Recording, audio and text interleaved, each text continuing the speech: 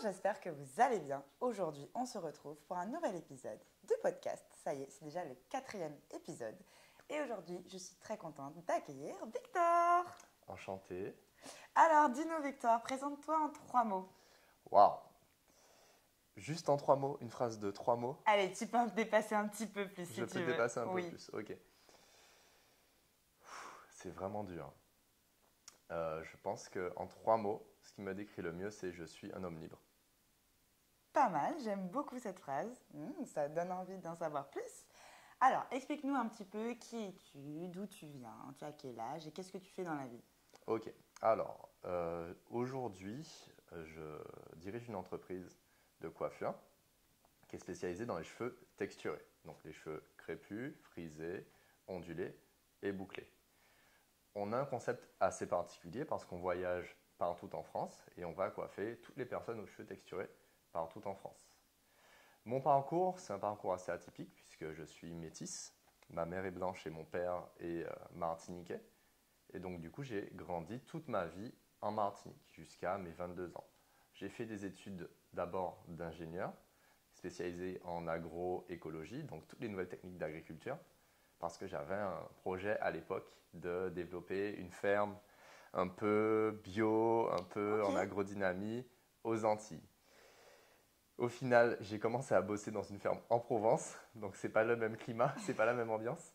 Mais durant le Covid, on a monté un petit réseau d'expédition de fruits et légumes bio partout en France, ce qui manquait énormément puisque les marchés étaient fermés et du coup ça a bien marché. Et ensuite, j'ai commencé à travailler dans un salon pour cheveux bouclés suite à une expérience que j'ai eue là-bas parce que je ne savais pas que mes cheveux bouclaient. Je pensais que les cheveux crépus, ça boucle pas en fait. C'est juste crépus, c'est mousseux et ça s'arrête là. Et j'ai découvert qu'il y a d'autres façons d'exister et d'autres façons de représenter le cheveu texturé. Et tout de suite, ça m'a piqué. J'ai eu l'occasion de commencer à bosser là-bas et j'ai travaillé là-bas pendant à peu près 1 an.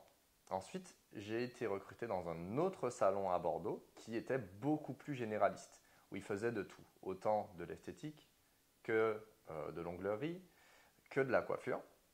Et j'étais intéressé à travailler là-bas parce qu'il y avait une coloriste qui est super douée. Et comme j'avais pour but d'intégrer dans mon projet de la coloration, des balayages, des ombrés, du coup j'ai décidé de commencer à bosser là-bas et c'est ce que j'ai fait pendant à peu près 1 an aussi. Et du coup, par la suite, à la fin de cette expérience, j'ai monté ma boîte en partenariat avec justement une coloriste parisienne et depuis, on voyage partout en France pour pouvoir coiffer les clients aux cheveux texturés. C'est super ça. Alors du coup, ça fait juste quelques années que tu sais vraiment coiffer ton cheveu, quoi. Avant ça, tu savais pas tout ce qu'il pouvait t'offrir. Exactement. En fait, la coiffure, c'est une façon d'exister. C'est une façon de se représenter dans le monde. C'est quelque chose que l'on offre à soi, mais aussi aux autres, parce que ça fait partie de notre apparence. Et ça fait que très récemment que j'ai appris à prendre soin de mes cheveux, parce que culturellement, aux Antilles, il n'existe pas de façon de coiffer le cheveu crépus, frisé. Les cheveux bouclés, c'est apparu il y a une dizaine d'années, et les cheveux crépus, frisés, ça fait 5-6 ans que le mouvement nappy a commencé à prendre de l'ampleur. Mais jusqu'à présent, ce mouvement s'est concentré sur les coiffures protectrices, Ok, oui, c'est vrai. mais aussi sur les extensions, donc qu'on appelle communément chiveleta ou les faux cheveux, Oui. donc les perruques, les extensions synthétiques, etc. Donc il n'y a pas eu de solution vraiment pour les cheveux frisés crépus pour leur permettre de découvrir leur nature de cheveux hydratés. D'accord. C'est important de souligner que ce n'est pas la seule façon de se coiffer. C'est pas parce que le cheveu n'est pas hydraté, donc ne boucle pas qu'il est moche. Oui.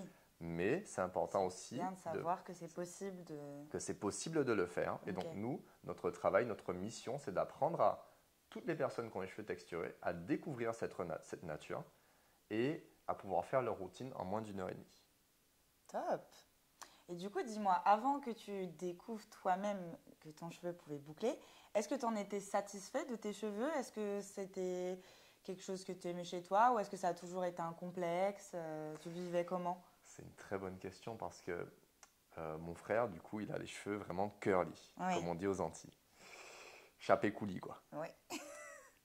Et comme moi, j'ai grandi avec les cheveux plus frisés, crépus, euh, j'ai toujours eu ce complexe qu'on me dise, ouais, coupe-toi les cheveux, quoi. Ouais. Coupe-toi les cheveux parce que tes cheveux ne sont pas considérés comme beaux dans le monde dans lequel tu évolues.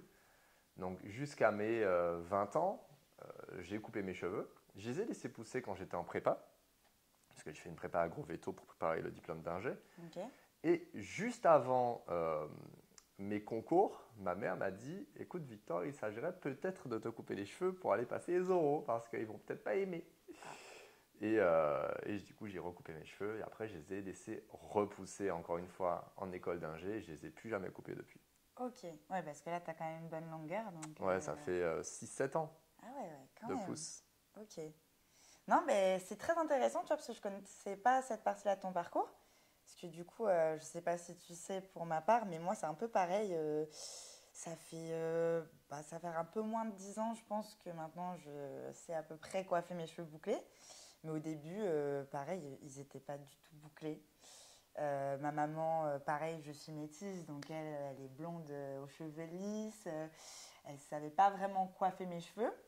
Je t'en veux pas, maman. Faut Mais lui voilà, dire. elle les brossait. Donc moi, forcément, j'ai grandi en les démêlant, en les brossant. Et du coup, ils avaient cet aspect mousseux, ni vraiment lisse, ni vraiment bouclé. Bon, c'était pas terrible, quoi. Jusqu'au jour où, pareil, je suis allée à la mer et j'ai vu que l'eau salée faisait un peu boucler mes cheveux. Et je me suis dit, mais je ne vais pas aller à la mer tous les matins pour avoir les cheveux bouclés pour les lisser. Hmm. Et là, effectivement, je me suis renseignée, c'était les débuts sur YouTube, des vidéos, etc.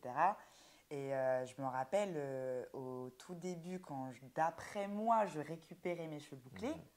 Quand je vois les photos maintenant, je me dis, mais j'avais pas du tout les cheveux bouclés C'est à cette ça. époque-là. Mais tu vois une petite boucle, tu te dis, Hmm. il y a un début. Et c'est au Exactement. fur et à mesure que tu arrives à vraiment retrouver la C'est texture, ça. quoi. Et en fait, c'est super intéressant ce que tu es en train de dire.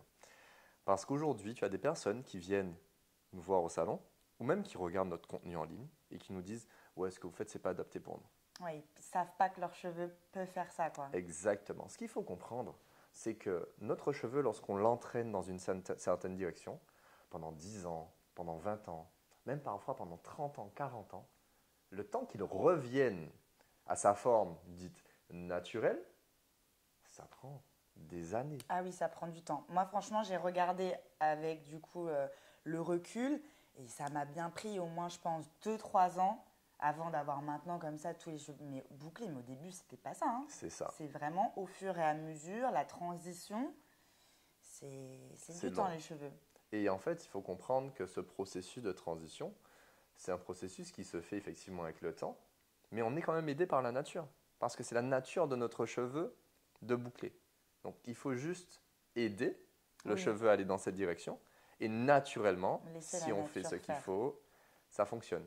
Mais je pense qu'il y a encore beaucoup de choses à casser dans l'imaginaire collectif et permettre, notamment aux personnes aux cheveux frisés, crépus, puisque c'est souvent elles qui sont un peu en retard malheureusement sur ce mouvement, de découvrir que leur cheveu aussi a cette capacité. C'est vraiment, j'ai envie de dire, découvrir le potentiel de votre cheveu, quoi. C'est ça. Ok. Et sans forcément dire, sans avoir de jugement de valeur.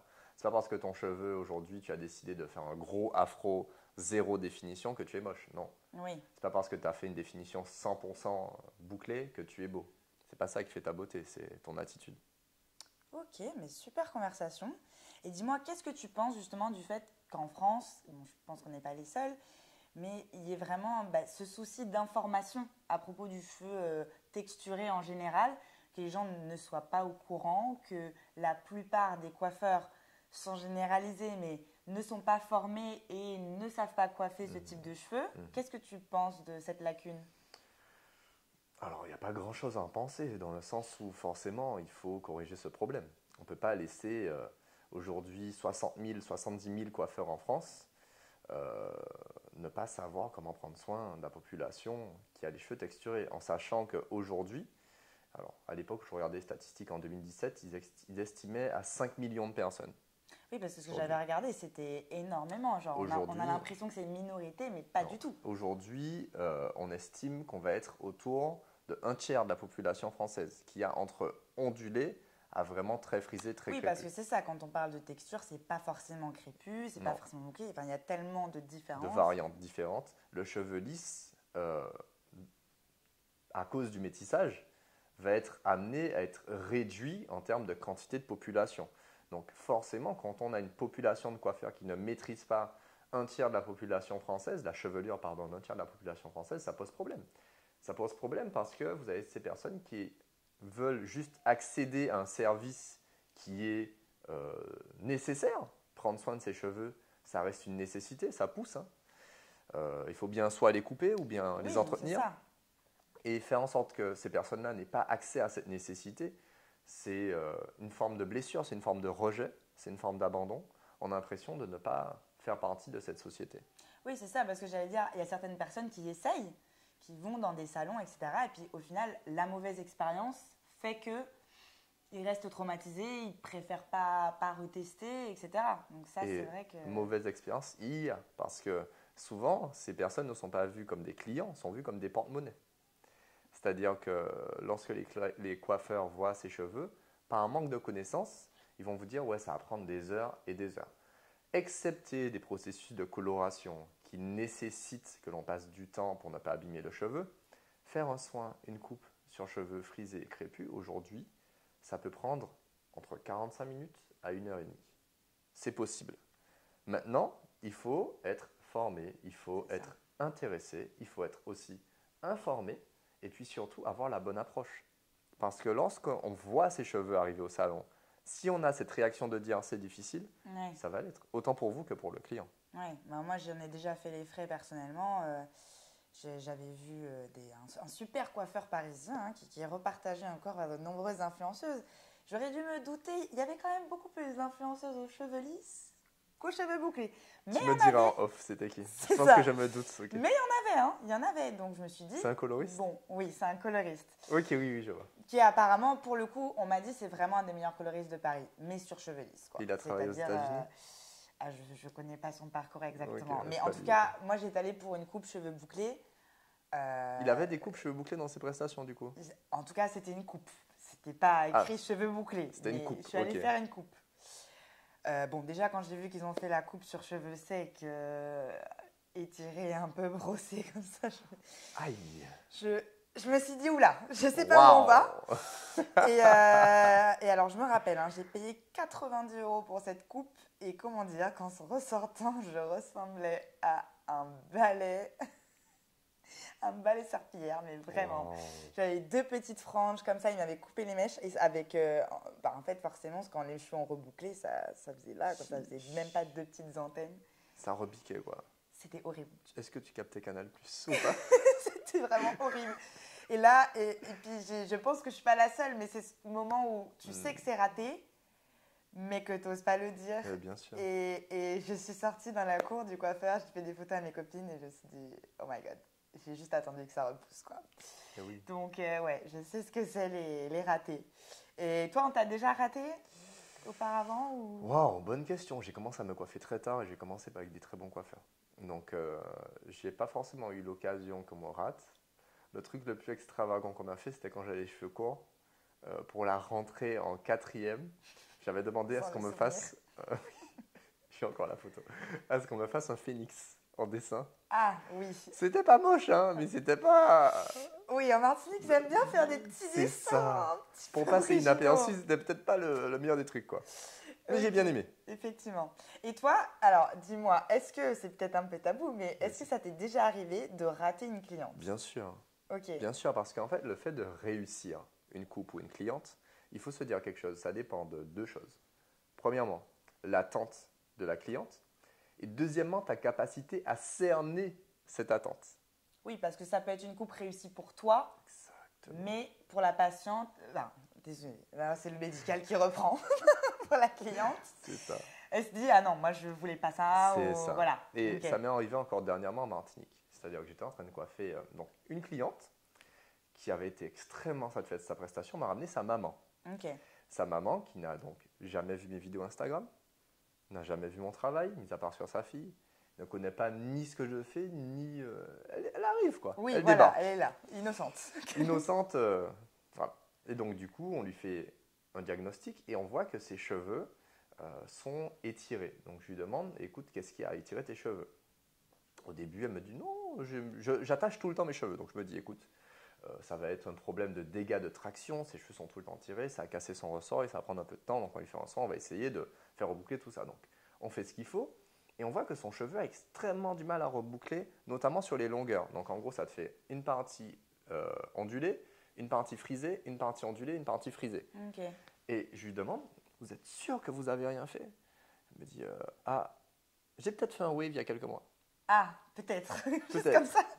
Oui, mais elle a rincé rapidement. Et effectivement, c'est ce qu'on voit, c'est que lorsqu'il y a eu l'application du wave, le fait de rincer rapidement, ça a wavé. Donc du coup, ça a défrisé qu'une certaine partie et ça a fait des bandes. Bon bref, c'est comme si on te fait une couleur, on t'applique par bande. Ah ouais. On te fait un zèbre. Ah, la galère. Et donc du coup, nous on travaille avec ce cheveu-là, je lui demande, bon du coup, elle est réservée que le soin, donc que la définition, je lui demande qu'est-ce que tu en penses? Elle me dit, ah, je peux pas partir comme ça. Je lui dis, bon, est-ce que tu veux qu'on te coiffe différemment? Est-ce que tu veux, j'avais à l'occasion une coiffeuse qui fait des coiffures protectrices pour ce genre d'occasion. Et elle me dit, oui, mais je sais pas comment me coiffer, etc. Donc je lui ai fait une coupe, ça allait un peu mieux, mais je voyais très bien qu'elle n'était pas satisfaite. Ouais. Mais en fait, c'est pas qu'elle n'est pas satisfaite de ce que tu fais, elle n'est pas satisfaite de ce dont son cheveu est capable. Oui, parce que j'allais dire, il y a aussi, voilà, vous faites avec les moyens du bord. On ne peut pas des fois sauver un cheveu en un claquement de doigts. C'est ça. Moi, je l'ai vu la dernière fois que j'étais chez le coiffeur. Il y a une jeune femme qui a voulu se faire décolorer les cheveux, qui avait les cheveux très foncés, qui est arrivée, qui a montré une photo, je pense, j'ai cru apercevoir quelque chose de très clair. Et là, tout de suite, la coiffeuse lui a dit, bon, ça risque d'être compliqué. Elle lui dit, vous faites des couleurs? Elle dit, oui, oui, je fais du noir cendré tous les 4 mois. Et elle voulait absolument décolorer. Et donc, la coiffeuse lui a dit plusieurs fois, il vaut mieux attendre, faire des shampoings détox, on se revoit dans un an, parce que là, je vais vous faire quelque chose, même si j'arrive à avoir un résultat, ce qui est déjà peu probable, ça ne va pas tenir, etc. La personne était bornée, donc elle a fait une mèche test. Et là, la mèche test, le truc est sorti orange, fluo, toute la boucle. Elle lui a dit, en fait, pour retrouver vos boucles, il faudra couper toute la mèche, en fait, un big shot, quoi. Ah bah là, en voyant ça, elle a compris. C'est ça. Mais elle a quand même dit, mais du coup, on fait quoi pour la couleur? Eh ben, on attend. Des fois, il faut attendre. C'est vrai que je peux comprendre que c'est frustrant parce qu'on se dit, bon, je vais aller chez le coiffeur, je vais telle tête, je vais l'avoir. Mais des fois, c'est pas possible. Je pense que... Le vrai problème, c'est qu'on est dans l'ère du tout de suite. Oui, on voit un truc sur Instagram, je veux ça. Tu as par exemple, alors c'est peut-être un exemple un peu controversé, mais tu as des femmes qui vont faire de la chirurgie, ou des hommes aussi bien sûr, parce que ça va dans les deux sens maintenant, qui vont faire de la chirurgie et qui ressortent avec un corps qui est totalement différent du leur. Tu as des personnes qui vont se faire coiffer, qui vont poser des perruques, ils n'ont pas de cheveux ou très peu de cheveux, et ils ressortent avec la chevelure de leur rêve. Donc comme on est dans l'ère de l'immédiateté, quand tu fais du naturel ou quand tu fais quelque chose qui touche en fait à l'humain, au cycle de la nature, il faut accepter que tu es dans le cycle de la nature. C'est ça, les gens ont plus de mal à prendre en compte ce temps. C'est ça, et surtout la réalité de leur chevelure maintenant. À quoi ressemblent tes cheveux maintenant? Quel est leur potentiel? Jusqu'où ils peuvent aller? C'est ce qu'il faut se poser comme question et c'est ce que le coiffeur doit identifier. Et la valeur du coiffeur se trouve dans le fait d'être capable d'être honnête en fait.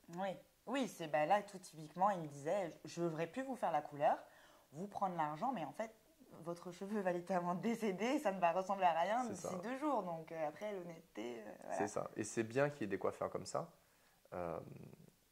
T'as chez Elodie que tu as fait ça? Ouais, ben voilà, ça ne m'étonne pas. C'est bien que tu aies des coiffeurs comme ça. Coucou Elodie Aston. Parce que du coup, c'est des gens qui ne sont pas concentrés sur l'argent. Oui, c'est ça. Le but, c'est d'avoir un beau résultat, mais de ne pas abîmer le cheveu, en fait. Donc, on ne va pas aller faire quelque chose qui va l'abîmer. On préfère direct te prévenir, ça, on ne va pas le faire. Même pour ton image, c'est pas bien de faire des... Ah bah oui, non. Après, les gens, forcément, vont se plaindre, quoi. C'est ça. Et justement, qu'est-ce que tu penses donc, de ces coiffeurs qui ne savent pas coiffer les cheveux texturés et ils ne cherchent pas forcément à se former? Comment toi, tu t'es formé? Parce qu'on voit quand même que tu as le jargon, du vocabulaire, etc. Alors, j'imagine qu'il y avait l'expérience professionnelle, mais tu as dû aussi te renseigner. Comment tu t'es formé? C'est un travail perpétuel. C'est-à-dire que la formation, ça ne s'arrête jamais. Si tu veux atteindre un niveau d'excellence, il faut tout le temps te former et te remettre en question. J'avais atteint un certain niveau il y a 6 mois sur les cheveux frisés et crépus où j'arrivais à définir les cheveux frisés et crépus presque, dans presque tout leur état, Ok. même quand ils sont abîmés. Et j'ai réalisé quelque chose, je me suis dit, mais est-ce qu'on ne peut pas aller plus loin dans le soin du cheveu, dans l'hydratation? Et là, j'ai eu l'occasion de faire une formation avec une coiffeuse américaine qui est vraiment excellente et spécialisée des cheveux hyper texturés, donc avec des boucles très resserrées. Ok. Et ça a totalement révolutionné la façon dont je coiffe. Je coiffe plus du tout pareil. Ok. Oui, c'est hyper intéressant parce qu'il y a des nouvelles techniques en fonction des personnes, C'est etc. ça. Je ne mettais pas assez avant l'accent sur les shampoings et aujourd'hui, allez, 50% du boulot que je fais sur le soin et la définition, c'est du shampoing. Ok. Je dis, mais Ah oui, surprenant. Parce que Mais de c'est- base, bon, on se dit shampoing, shampoing, ça tchac, ça tchac, lave, et puis allez, après, on on reste. fera le reste. Purée, mais ça a changé ma vie. Ok.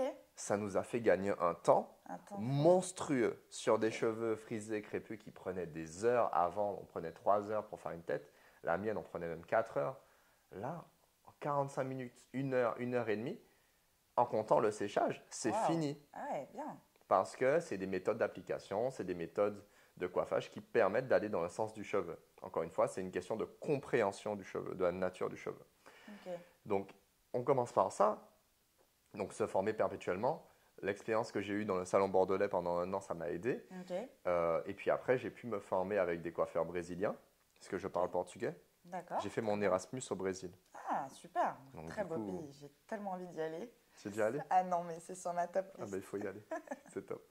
Et ensuite, avec du contenu avec les coiffeurs américains, où ça m'a beaucoup aidé. Et donc, du coup, je continue de me former perpétuellement, parce que je pense qu'on n'a jamais... on ne sait jamais tout, en fait. Oui. Non, mais c'est vrai. Hein. Et d'ailleurs, je crois que c'est Elodie qui le disait dernièrement. J'ai vu qu'elle continuait à se former parce que justement, il y a la soif d'apprendre. Et puis quand on aime son métier aussi, c'est ça qui est agréable. Et d'ailleurs, j'ai vu Elodie faire une technique dernièrement qui est juste magnifique sur son Insta. Et ça m'a fait énormément penser à une coiffeuse brésilienne. Ok. Et en fait, c'est une technique, bon, on va rentrer un petit peu rapidement dans les détails, c'est une technique où avant de décolorer, on va faire de la couleur sur l'ensemble de la chevelure. En gros, on change ta couleur de base. Ok, avant gardes de la plus- décolorer. C'est ça, tu gardes plus ta couleur naturelle. Ok. Donc, ce qu'on appelle un base shifting. Ok. Et ensuite, ils vont faire le balayage sur ça. Donc, ça demande une quantité d'entretien énorme, Ok. parce que forcément, Oui, tu n'as plus parce ta que- couleur naturelle. Ouais. Donc, si la couleur qu'on t'a fait s'éloigne un peu de ta couleur naturelle, ben, Oui, il va faut falloir tout le revenir temps- souvent. Ok. Mais par contre, le résultat, fouah, Ouais. c'est impressionnant. Donc, ça montre qu'on peut avoir des influences de partout, des États-Unis, du Brésil, C'est bien ça. ou même de l'Asie, tout en restant concentré sur un cheveu texturé. Ok. Oui, parce qu'il me semble que, alors je suis pas sûre, hein, mais que dans le CAP coiffure, etc. classique, apparemment, il n'y a pas du tout de cours sur le cheveu texturé. Non, Et je ça pense n'existe que pas. le problème, il vient un peu de là. C'est un peu à la base qu'il faudrait régler ce souci. C'est ça. Et tant qu'on n'aura pas une formation pour les coiffeurs, une formation diplômante pour les coiffeurs, qui soit centrée, ou au moins qui prenne 50% de cette formation autour des cheveux texturés, le problème ne sera pas résolu. Et autre chose, c'est pas parce qu'on va former ces gens-là à ça qu'ils vont forcément être compétents. Oui, Ça, c'est un aussi. deuxième problème. C'est-à-dire que même quand tu formes des gens, c'est pas en donnant l'information et les faisant pratiquer qu'ils vont forcément acquérir toutes les compétences nécessaires au fait de prendre soin des cheveux texturés. Parce que la première compétence nécessaire, c'est l'écoute. Très belle phrase. C'est ce qui fait qu'on est un bon coiffeur. C'est être capable d'écouter et de se mettre à la place de son client. Oui, comme tu disais, pour savoir vraiment cerner les attentes. C'est ça. Et ça demande un minimum de culture, d'éducation, de culture générale et de comprendre la personne qui est en face de toi. Quand une cliente te dit oui, je veux couper, mais je veux couper juste ce qui est abîmé. Bon, ça c'est la phrase de base. Qu'est-ce qu'elle essaie On de ne te veut jamais dire? trop couper. Voilà, elle essaie de te dire ne coupe pas trop mes cheveux. Et il faut être capable d'identifier comment tu vas devoir couper ses cheveux. Si tu coupes ses cheveux sur cheveux mouillés ou sur cheveux étirés et qu'elle t'a demandé ça, ça va être compliqué. Hein. Oui, c'est sûr. D'accord. Et alors, dis-nous, est-ce que tu as un petit kit de conseils de base pour tout cheveu texturé qui s'applique pour tout le monde, des petites idéologies comme ça que tu disais à casser, on pense que c'est comme ça, mais voilà, des petits conseils à nous donner. Genre une routine de base, un truc qu'il Ouais, faudrait qu'on fasse tous, quoi, et qu'on fait pas? c'est ça. Ok, oui, il y a des choses vraiment élémentaires qu'on fait pas. Mhm. Par exemple, le fait de ne pas faire de shampoing clarifiant. Ok. Il y a des gens qui ne font jamais de shampoing clarifiant. Et c'est pour ça, la plupart du temps, que vos cheveux ont du mal à boucler. Pourquoi? Parce que lorsque vous mettez des produits régulièrement autour du cheveu, le produit va se déposer sur la cuticule. Et pour qu'il puisse sortir, il a besoin effectivement de faire un shampoing, mais pas n'importe lequel. Il a besoin de faire un shampoing qui va être éloigné de son pH pour pouvoir le décoller de la cuticule. Donc les shampoings clarifiants, c'est essentiel si on veut pouvoir permettre à l'eau de rentrer dans le cheveu. Ok, bah tu vois, rien que ça, moi je pensais que c'était pour des cuirs chevelus particuliers Ah ben pas du ou... tout en fait. Le shampoing clarifiant, c'est Je pas pour le cours cuir en acheter. chevelu. Ok, Ouais, c'est pas pour le cuir chevelu. Il y a d'accord. des gommages pour le cuir chevelu. Va avoir des huiles aussi qu'on peut appliquer sur le cuir chevelu. Il va avoir des soins particuliers pour les démangeaisons, pour Oui, le psoriasis. Ça, c'est une autre dimension. Vraiment pour la fibre capillaire, c'est bien de clarifier. c'est Et bien de alors, combien de clarifier. fois par mois? Alors ça dépend. Ça dépend de son cheveu, de Ok, sa texture et de sa façon d'être capable de retenir l'hydratation. Généralement, on n'en fait pas plus d'un par mois. un par mois, c'est ce que j'allais dire à peu Maximum. près. Ok, Maximum. Le ah mieux, oui, c'est d'arriver à le faire tous les 2 ou 3 mois. ok, Et autre chose, rajouter dans sa routine aussi un shampoing classique avec un pH généralement neutre avant de faire son shampoing doux. ok. Parce que généralement, quand on a les cheveux bouclés, on fait que un shampoing doux. On fait le shampoing doux et puis ciao, Mhm. bye, on fait sa routine. C'est pas Ouais. forcément suffisant si on veut hydrater le cheveu. Ok, Pourquoi? Parce que si on fait un shampoing classique, le shampoing classique, encore une fois, il va avoir un pH qui est plus élevé. Et en fait, notre cheveu n'a pas de pH, puisque ce n'est pas une solution aqueuse. mhm. Le pH, c'est vraiment Oui, que pour c'est les pour la solutions solution. aqueuses, c'est en solution. Par contre, il va avoir ce qu'on appelle un point isotonique, qui va avoir un pH autour de 3,8. Ok, Ce qui veut dire que notre cuticule est bien alignée, donc les écailles se referment bien les unes sur les autres, quand on a un pH qui est autour de 3,8. ok, Qu'on utilise des produits qui vont être autour de ce autour de pH-là. ça. Néanmoins, si on veut faire rentrer l'eau, qu'est-ce qu'il faut qu'on fasse? Il faut qu'on On soulève ouvre. l'écaille. Mhm. Donc il faut qu'on utilise des produits plus basiques. Donc le Ok, premier produit est basique et après tout le reste dans notre routine doit se diriger vers un pH plus acide. ok. D'où, avant de faire son shampoing doux, on fait un shampoing plus classique. D'accord. Bon, bah voilà, hein, on en apprend tous les jours, hein.